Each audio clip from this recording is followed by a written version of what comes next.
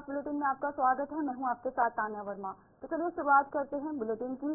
सबसे पहले बात करेंगे लक्सर से एक बड़ी खबर सामने आ रही है। आपको बता दें, लक्सर में अवैध खनन का खेल लगातार जारी है। खनन से भरे वाहनों के कारण बड़े हादसे पेश आ रहे हैं। अवैध खनन से भरे डंपर आपस में टकराए हैं, जिससे बड़ा हादसा पेश आया है।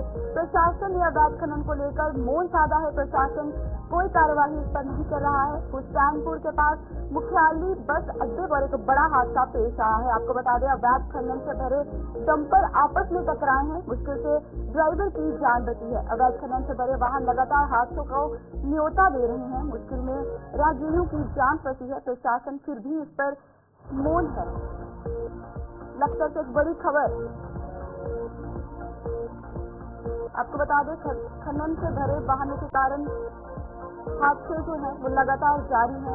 लक्सर में अवैध खनन का सिलसिला अभी भी जारी है। आप तस्वीरों में साफ देख सकते हैं कि अवैध खनन से भरे डंपरों की टक्कर हुई है, जिससे ये हादसा पेश आया है। प्रशासन ने अवैध खनन को लेकर मौन साधा है। हुसैनपुर के पास मुख्यालय बस अड्डे पर ये बड़ा हादसा पेश आया है। बताया जा रहा है कि बस ड्राइवर की जान मुश्किल से बची है और अवैध खनन से भरे वाहन लगातार हादसों को न्योता भी जो है यहाँ दे रहे हैं। तो चलिए, हमारे साथ प्रवीण सैनी हमारे संवाददाता लक्सर से जुड़ चुके हैं। प्रवीण, इस पर पूरी जानकारी दीजिएगा कि आखिर ये पूरा मामला क्या है। जैसे मैं कुछ ताना बताना चाहूंगा कि लक्सर क्षेत्र जो एक अवैध खनन का गढ़ भी माना जाता है और प्रशासन की तरफ से कुछ मुख्य कार्रवाई की जाती है, वो चाहे फिर प्रशासन हो या पुलिस प्रशासन हो, तो खाना पूर्ति के लिए एक दो वहां पर कार्रवाई की जाती है। लेकिन जो ये मिट्टी का अवैध खनन है, अगर किसी प्रशासन के अधिकारी हो, तहसील के अधिकारी हो, वो एसडीएम हो या ठेकेदार हो, अगर उनसे जानकारी की जाती है, वो बता देते कि इनकी परमिशन। लेकिन बड़ा सवाल यह है कि अगर परमिशन है तो परमिशन के दायरे में जो अवैध खनन जो किया जा रहा है उसको जहां पर उसका जो परमिशन के आधार पर किया जाता है कि लक्सर क्षेत्र में कहाँ मिट्टी डलनी है। लेकिन अवैध खनन इसलिए कहा जाता है इसको क्योंकि लक्सर क्षेत्र कम से कम 10-15 किलोमीटर के दायरे में फैला हुआ है और जो खनन माफिया हैं, ये खनन माफिया उसको लक्सर क्षेत्र के नाम पर अवैध खनन करते हैं कि मिट्टी अवैध खनन के लिए परमिशन दी गई। लेकिन जो परमिशन की बात की जाए, अगर मैं परमिशन की बात की तो कहीं ना कहीं जो शासन या प्रशासन उन्हीं की भी के द्वारा जो स्थानीय जो अवैध खनन किया था। और हाल ही में एक बड़ा हादसा होने से बाली पाल बचा है, क्योंकि जो मशाली खुर्द गाँव है उसके निकट जो और गिरती है और वहां से जो हमारा रूढ़िचर मार्ग पर इस पर जो अवैध खनन से भरे डंपर है वो लगातार चलते हैं। प्रशासन के द्वारा का शिकायत भी की जाती है, ग्रामीणों के द्वारा भी की जाती है, लेकिन प्रशासन की तरफ से इन अवैध खनन के जो डंपर है इन पर कोई भी कार्रवाई नहीं की जाती। जी तानिया। जी प्रवीण, बताइएगा कि अगर इलीगली काम किया जा सकता है तो इलीगली काम क्यों कर रहे हैं, प्रशासन इस पर मौन क्यों है? देखिए बिल्कुल तानिया, कहीं ना कहीं जो प्रशासन है इससे जो मिली भगत की वो बूथ तो क्लियर आती है। और अगर बात मैं क्यों वो आरटीओ हो या तहसील प्रशासन हो या पुलिस प्रशासन हो, जब वो निर्धारित परमिशन के समय यही तय कर पाते कि लक्सर क्षेत्र या रूढ़ के क्षेत्र मिट्टी कहाँ से उतनी है और कितने घन मीटर मिट्टी उतनी है। ये कहा जाता है कि 10 ट्राली या 10 ट्रैक्टर या 10 डंपर की परमिशन होती है। लेकिन अगर हमने बात भी की है तो कोई भी इस पर गोलमोल जवाब देता नजर आता हूँ, कहता है कि इनके पास परमिशन। लेकिन अगर परमिशन है तो कहीं ना कहीं जो अधिकारी है उनको ये साफ बताना चाहिए कि परमिशन कहाँ से है, कितने घन मीटर की परमिशन है और कितने वाहनों की संख्या है जो जहाँ मिट्टी डल रही है। अगर अवैध खनन मिट्टी डल रही है तो बड़ा सवाल ये भी है कि जहाँ मिट्टी डल रही है जिसके यहाँ या कारोबारी है या जो मिट्टी डलवा रहा उसके यहाँ की जब तक बड़ी कोई कार्रवाई होगी तो जब भी जाके ये कहीं ना कहीं जो अवैध खनन इस पर अंकुश लग पाता है। जी तानिया। जी प्रवीण, इतना बड़ा हादसा हुआ है, क्या इसके बाद भी कोई कार्रवाई की जाएगी? क्योंकि प्रशासन फिलहाल बिल्कुल बताना चाहूंगा कि ये कोई ऐसा लक्सर क्षेत्र में कोई ऐसा बड़ा मामला नहीं है। सबसे बड़ा सवाल चलो ये तो मिट्टी का ही खनन है, लेकिन अगर मैं आरबीएम की बात करूं या रेत की बात करूं तो जितने भी हमारे यहाँ लक्सर क्षेत्र में या तहसील क्षेत्र में जितने भी स्टोन कैचर हैं, लेकिन जब शासन द्वारा कोई अभी आज तक कोई पट्टा नहीं सब किया गया है तो जो स्टोन कैचर है वो कहाँ से माल की पढ़ाई कर रहे हैं, ये भी एक बहुत बड़ा सवाल है। अगर इसमें भी वो चाहे जिले के अधिकारी हों या तहसील के अधिकारी हों या कोई भी बड़ा अधिकारी या पुलिस प्रशासन का अधिकारी हो, जब भी उनसे बात की जाती है वो कहते हैं कि अवैध खनन प्रतिबंध है। लेकिन अगर अवैध खनन प्रतिबंध है तो जो इतने सैकड़ों की संख्या में जो स्टोन कैचर जो आरबीएम की इसकी पढ़ाई कर रहे, जो बजरी निकाल रहे, और जब भी इनकी पैमाश भी की जाती है, पैमाश होने के बाद भी जो इनकी रोल्टी है उसकी कहीं कोई धरातल पर जांच नहीं हो पाती है कि कितना माल कहाँ से आ रहा है और पट्टे कहाँ पर स्वीकृत है। जब क्षेत्र के अंदर कोई पट्टा स्वीकृत नहीं है और लगातार जो स्टोन केसर है वो माल की पढ़ाई कर रहे हैं। ठीक है। सबसे बड़ा मामला ये कि जो स्टोन केसर है अगर उन पर लगातार कार्रवाई की जाए तो कहीं ना कहीं जो अवैध है इस पर अंकुश लगा सकता है। लेकिन मेरा तो मानना है कि ग्रामीणों से भी कई बार बात की गई, ग्रामीणों ने भी कई बार शिकायत की, 8-10 दिन की चेतावनी दी है, लेकिन वो तहसील प्रधान उस पर कोई कार्रवाई करने को तैयार नहीं है। ठीक है, तमाम जानकारी के लिए प्रवीण सैनी बहुत बहुत शुक्रिया। तो चलिए आपको बता दें कि लक्सर में एक बड़ा हादसा पेश आया है जिसमें अवैध खनन से भरे डंपर की टक्कर हुई है। फिर भी प्रशासन इस पर मौन है। तो चलिए अब हम बढ़ेंगे अगली खबर की ओर। चमोली के गौचर में 72वां राजकीय औद्योगिक विकास एवं सांस्कृतिक मेले का आगाज हो गया है और मुख्यमंत्री पुष्कर सिंह धामी ने गुरुवार को गौचर मेले का शुभारंभ किया। इस दौरान मुख्यमंत्री ने चमोली में 4 करोड़ आपको बता दें 93 लाख की लागत से नवनिर्मित उप संभागीय परिवहन कार्यालय भवन का लोकार्पण किया। मुख्यमंत्री ने पोखरी में रानो सिंह खोली मोटर मार्ग, काफल पानी से भरतपुर तक मोटर मार्ग विस्तारीकरण, तिलासू शरण मोटर मार्ग निर्माण, चमोली प्रेस क्लब को कक्ष निर्माण के लिए 10 लाख की स्वीकृति, आगामी गंगा देवी राजयात यात्रा के लिए ढांचागत सुविधाओं के विकास के लिए मार्च दिसंबर में उच्च स्तरीय बैठक कराने और पोखरी में पॉलिटेक्निक भवन निर्माण कार्य पूरा करने की घोषणा भी की है।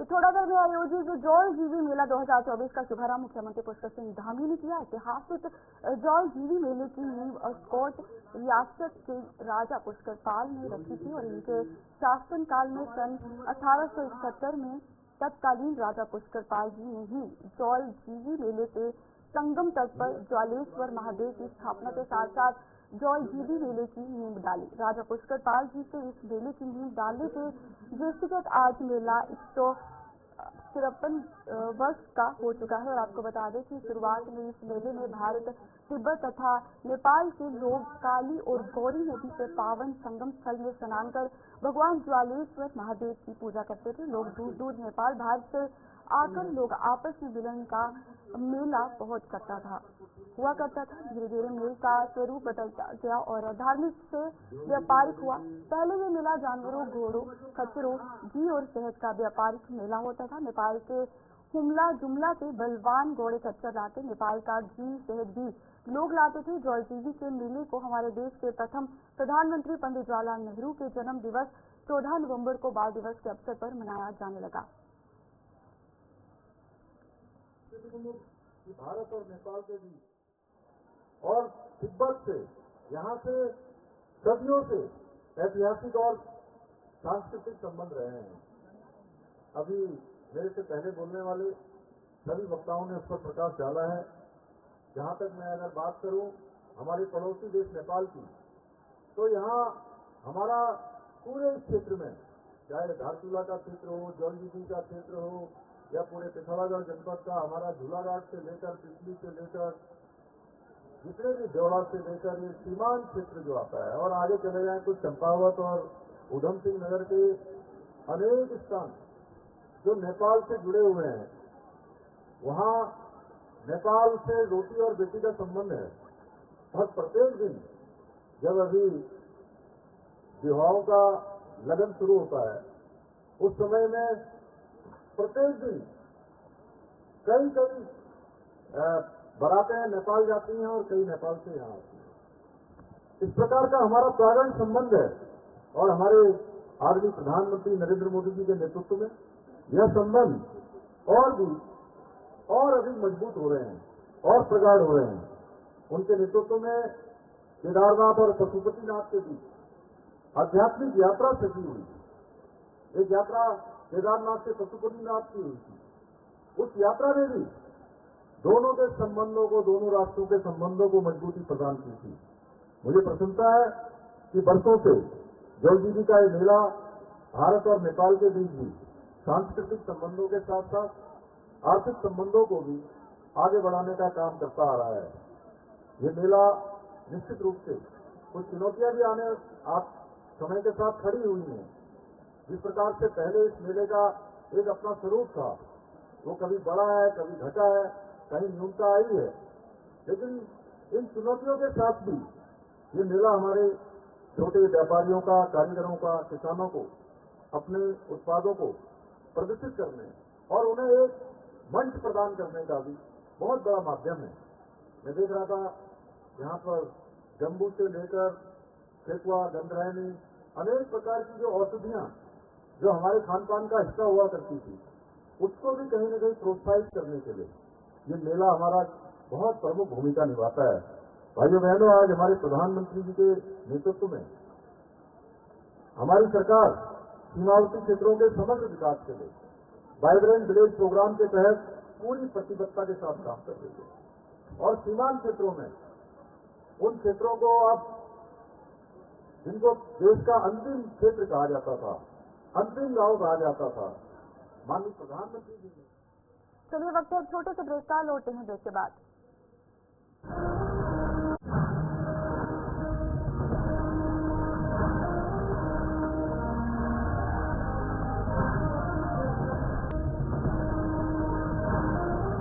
स्वागत है। तो चलिए अब हम बढ़ेंगे अगली खबर की ओर।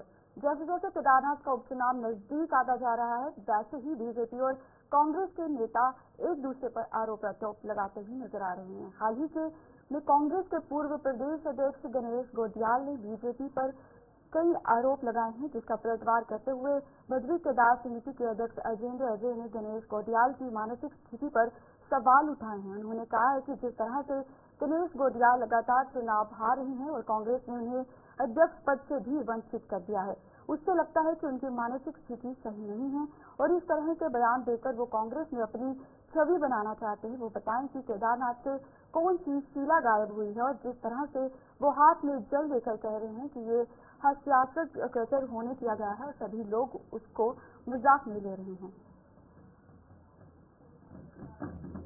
गणेश गोटियाल जी के आरोपों का जवाब देने से पहले कुछ उनके बारे में चर्चा करना चाहूँगा कि मैं गणेश गोटियाल जी का काफ़ी सम्मान करता हूँ और उन्हें काफ़ी गंभीर और विवेकशील राजनीति से समझता था, लेकिन पिछले कुछ समय से देख रहे होंगे आप भी कि वो उलझुल बयानबाजी कर रहे हैं, दुष्प्रचार, झूठ बोलना, झूठे आरोप लगाना, इस प्रकार की वो राजनीति कर रहे हैं। तो कई बार ऐसा लगता है कि जैसे शिक्षानी दिल्ली खंबा नोचे वाली स्थिति उनकी दिख रही है। तो उसके पीछे मुझे जो लगता है कि शायद ये कारण होगा कि वो लगातार विधानसभा के चुनाव हारते रहे, लोकसभा के चुनाव भी वो हारे हैं। कांग्रेस ने उनको प्रदेश अध्यक्ष के पद से भी पदच्युत किया। तो मुझे लगता है कि वो इन सब कारणों से कुछ मानसिक रूप से परेशान है और वो झूठे आरोप प्रत्यारोप लगा करके दुष्प्रचार अभियान चला करके जो कांग्रेस नेतृत्व है उसके सामने अपनी उपस्थिति बनाए रखने के लिए, अपने अस्तित्व को बचाने के लिए इस प्रकार के घटनाक्रम भी कर रहे हैं। कल जो उन्होंने संगम पे हाथ में जल लेकर के जो हास्यास्पद एक नाटक किया, उससे आप जानते हैं कि लोगों की बड़ी प्रतिक्रिया हो रही है। उत्तराखंड में उपचुनाव की तैयारियां चल रही हैं और तो वहीं आरोप प्रत्यारोप का भी सिलसिला शुरू हो गया है, जिसमें बद्री केदार समिति के अध्यक्ष अजेंद्र अजय ने कांग्रेस के पूर्व प्रदेश अध्यक्ष गणेश गोटियाल के बयान को झूठा बताते हुए कहा है कि गणेश गोटियाल को मैं गंभीर राजनीतिज्ञ समझता था, लेकिन कुछ समय से वो झूठा गलत प्रचार कर रहे हैं। मुझे लगता है कि उनकी और पार्टी की विधानसभा चुनाव और लोकसभा चुनाव में हार होने के कारण खिसियानी दिल्ली खंबा नोचे वाली स्थिति है। आरोपों का जवाब देने से पहले कुछ उनके बारे में चर्चा करना चाहूँगा कि मैं गणेश गोटियाल जी का काफ़ी सम्मान करता हूँ और उन्हें काफ़ी गंभीर और विवेकशील राजनीति से समझता था, लेकिन पिछले कुछ समय से देख रहे होंगे आप भी कि वो उलझुल बयानबाजी कर रहे हैं, दुष्प्रचार, झूठ बोलना, झूठे आरोप लगाना, इस प्रकार की वो राजनीति कर रहे हैं। तो कई बार ऐसा लगता है कि जैसे शिक्षानी दिल्ली खंबा नोचे वाली स्थिति उनकी दिख रही है। तो उसके पीछे मुझे जो लगता है कि शायद ये कारण होगा कि वो लगातार विधानसभा के चुनाव हारते रहे, लोकसभा के चुनाव भी वो हारे हैं। कांग्रेस ने उनको प्रदेश अध्यक्ष के पद से भी पदच्युत किया। तो मुझे लगता है कि वो इन सब कारणों से कुछ मानसिक रूप से परेशान है और वो झूठे आरोप प्रत्यारोप लगा करके प्रचार अभियान चला करके जो कांग्रेस नेतृत्व है उसके सामने अपनी उपस्थिति बनाए रखने के लिए, अपने अस्तित्व को बचाने के लिए इस प्रकार के घटनाक्रम भी कर रहे हैं। कल जो उन्होंने संगम पे हाथ में जल लेकर के जो हास्यास्पद एक नाटक किया, उससे आप जानते हैं कि लोगों की भी बड़ी प्रतिक्रिया हो रही है, लोग भी बड़ा उसको हंसी और मजाक के रूप में ले रहे हैं। तो इस प्रकार का उनका जो क्रियाकलाप है वो उससे लगता है कि वो अपनी जो खटपटाहट है उनके अंदर अपने अस्तित्व को बचाने के लिए इस प्रकार के आरोप प्रत्यारोप कर रहे हैं। और 14 नवंबर को केदारनाथ विधानसभा के उपचुनाव में बीजेपी प्रत्याशी आशा नोटियाल के समर्थन में युवा मोर्चा के राष्ट्रीय उपाध्यक्ष नेहा जोशी ने कार्यकर्ताओं के साथ विभिन्न गांव में घर घर जाकर मतदान करने की अपील की। नेहा जोशी ने कहा कि प्रधानमंत्री नरेंद्र मोदी के नेतृत्व में पिछले 10 वर्षों से लगातार केदारनाथ धाम के विकास के लिए कार्य चल रहे हैं। डबल इंजन की मोदी सरकार और धामी सरकार सभी वर्गों के लिए योजनाएं संचालित कर रही है। सरकार की हर योजना में महिला, युवा और किसान ही होते हैं जिनका लाभ आम जनमानस को मिल रहा है। जिस तरह मातृशक्ति को सरकार की हर योजना का सीधा लाभ मिल रहा है, उसी का सीधा प्रभाव है कि बीजेपी प्रत्याशी आशा नोटियाल को महिलाओं का एक तरफा समर्थन मिल रहा है। मातृशक्ति की केदारनाथ में बीजेपी की होने वाली प्रचंड जीत में महत्वपूर्ण भूमिका रहेगी। इस अवसर पर महिला मोर्चा की प्रदेश मंत्री कमली भट्ट, मीडिया प्रभारी नेहा शर्मा सहित भाजपा कार्यकर्ता उपस्थित रहे।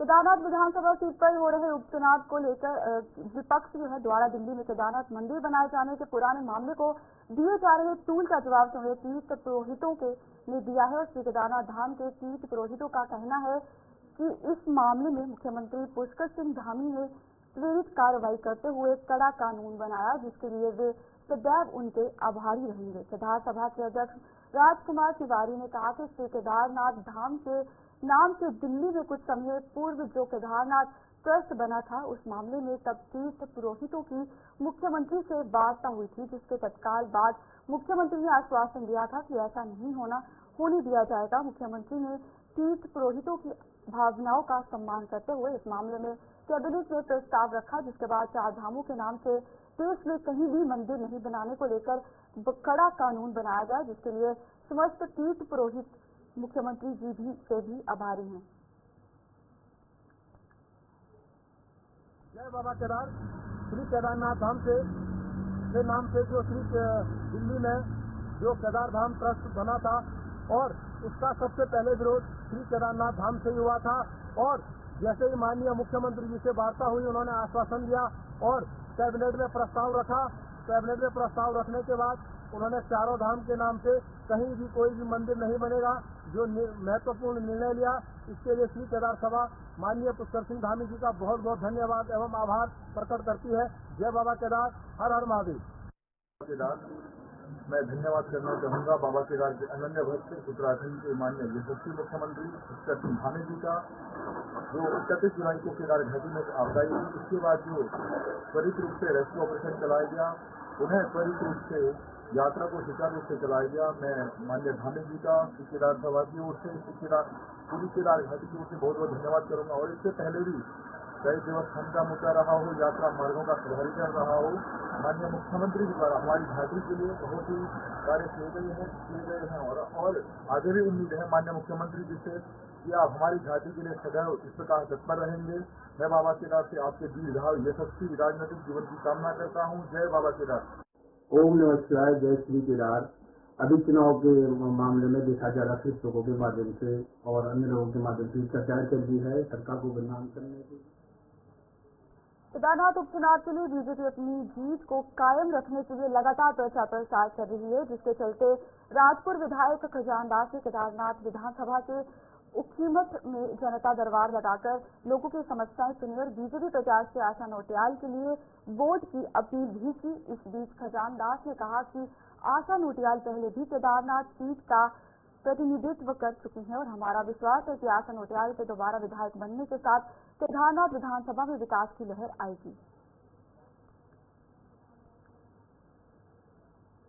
नैनीताल उधम सिंह नगर लोकसभा के सांसद अजय भट्ट अपने संसद क्षेत्र जसपुर के ग्रामीण क्षेत्र हल्द्वार में पहुंचे, जहां पर लोगों से मुलाकात करने के बाद उन्होंने कासपुर रोड स्थित ग्राम भवानीपुर में प्रधानमंत्री आवास योजना के तहत बन रहे 1264 आवास स्थल पर पहुंचकर निरीक्षण किया। धीमी गति से चल रहे कार्यों को लेकर सांसद अजय भट्ट ने जल्द ही आवासों को तैयार करने को दिशा निर्देश दिए हैं। वहीं जल जीवन मिशन के तहत ग्राम पंचायत तालपुर और ध्यान नगर में कार्य पूर्ण होने पर सांसद अजय भट्ट ने टंकियों का लोकार्पण किया।